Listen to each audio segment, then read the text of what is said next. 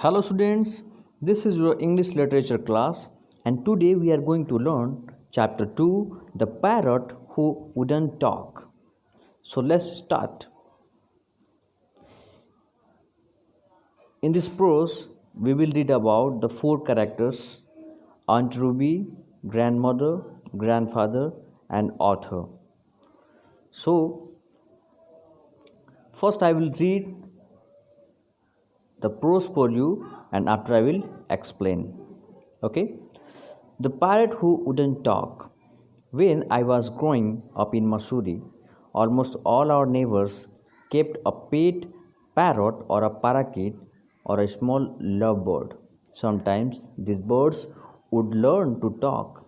They would say things like study, child study, or don't be greedy, or don't be greedy. These words and phrases were of course learned after some members of the household had repeated them many times in front of the bird. But our parrot refused to talk. It had been brought by Aunt Ruby from a bird catcher who visited all the houses on our road. Grandmother and grandfather did not want a caged bird as a pet, but Aunt Ruby insisted.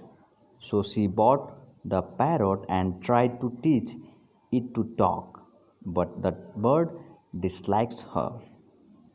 Kiss, kiss, Aunt Ruby would say, putting her face close to the bars of the cage. But the parrot would move back, its beady eyes getting smaller with anger. One day, it even lunged forward and pushed my aunt's spectacles off her nose. After that, Aunt Ruby did not like the parrot anymore. She started making faces at it and calling out, "You are useless, can't talk, can't sing, can't dance." Grandmother then put me in charge of feeding the parrot.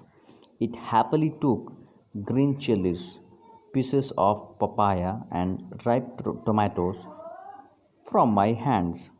I also gave it slices of mango. This gave a chance to eat a few mangoes while feeding the parrot. One afternoon, as I gave the parrot its lunch, I left the cage door open.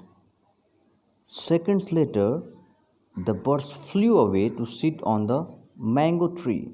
At the same time, grandfather came to the veranda and said, "I see your aunt's parrot has escaped."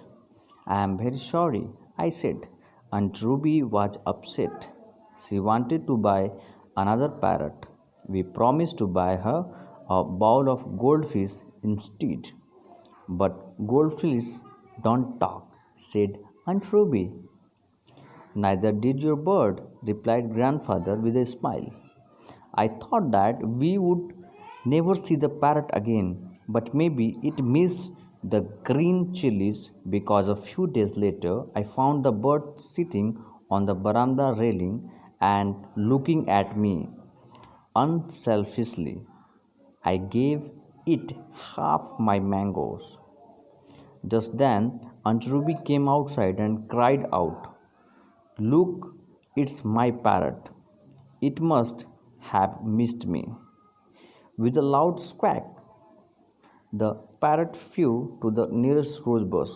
It looked angrily at my aunt and shrieked, "You are useless, can't talk, can't sing, can't dance." Aunt Ruby turned ruby red and ran inside. The parrot became a regular visitor to our garden. Whenever it saw Aunt Ruby, it would call out, "You are useless, can't talk, can't sing, can't dance." The parrot had learned to talk after all. So, this prose was written by Ruskin Bond. So, little bit in introduction about Ruskin Bond. Ruskin Bond, 1934 to It is one of the India's most loved storytellers. He has spent most of his life in Dehradun and loves writing about the forests, hill stations, and people of this region. Many of his stories are autobiographical. His most popular works are The Room on the Roof and Our Trees Still Grow in Tehra. He now lives in Landor, Mussoorie.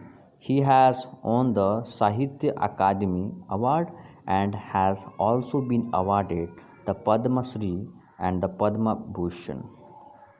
Okay, now we are going to learn the summary.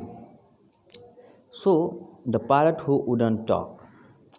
The aim of the study, this story, is to realize students that animals do have feelings, to develop summarizing and interpretation techniques. Okay, first one is important, that students, to realize students that animals do have feelings. Okay, so we have to be careful about the animals, our pets. Okay, so little bit introduction. In this story we will read about a parrot whom Ruby auntie keeps harassing and teasing her and calls her a bad parrot and always tells parrot, you are useless, you can't talk, can't sing and can't dance. So we have difficult word meanings on page number 10. You can read this one. Parakeet, household, refused, bird catcher, insisted, beady, caked, spectacles, many faces as, making faces as it, and feeding. Now short summary of page number 10. This is a story of Mussoorie. When I was growing up in Mussoorie, almost all the neighbors kept a pet parrot or a parakeet for a small lovebird. Sometimes, whatever the household has repeated them, parrot learned the repeated words like study, child study, or don't be greedy, don't be greedy. But our parrot refused to talk.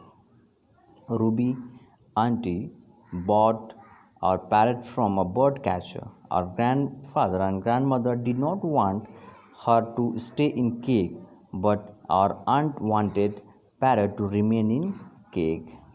So she bought the parrot and tried to teach it to talk, but the bird dislikes her.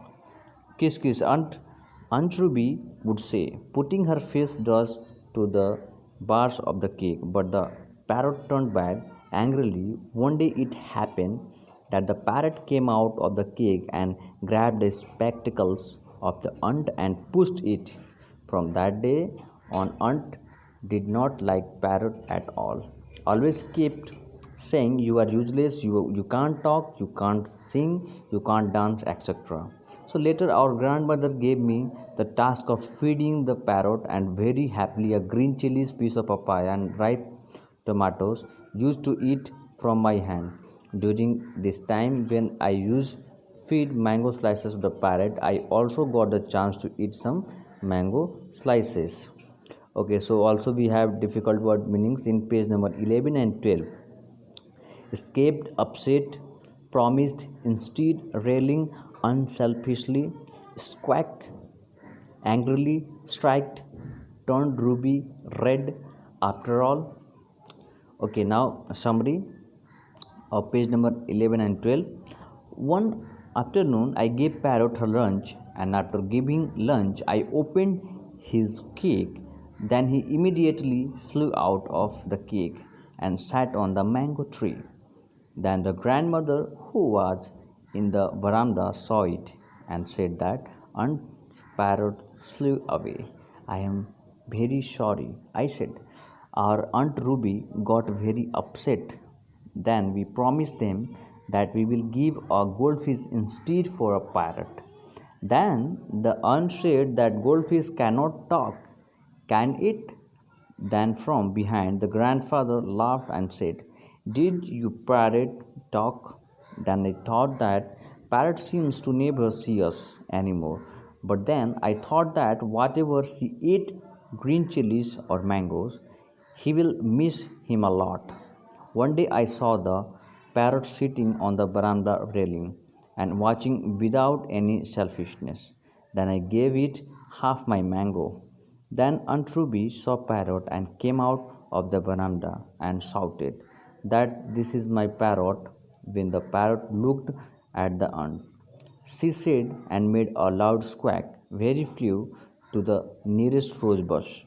It looked angrily my aunt and saying, "You are useless, can't talk, can't sing, and can't dance." On hearing this, Aunt Ruby went running inside her house, and the parrot that became a regular visitor to our garden. Whenever it saw Aunt Ruby, it would call out, "You are useless, can't talk, can't sing, and can't dance." And finally, Parrot had learned to talk. Prose by Ruskin Bond. So, the moral of the story is we should never bother anyone. No one should forcefully take possession of them, and the animals also have their own feeling. We should understand their feelings. So, it is very interesting poem. You watch this video and learn the summary of the poem. Thank you.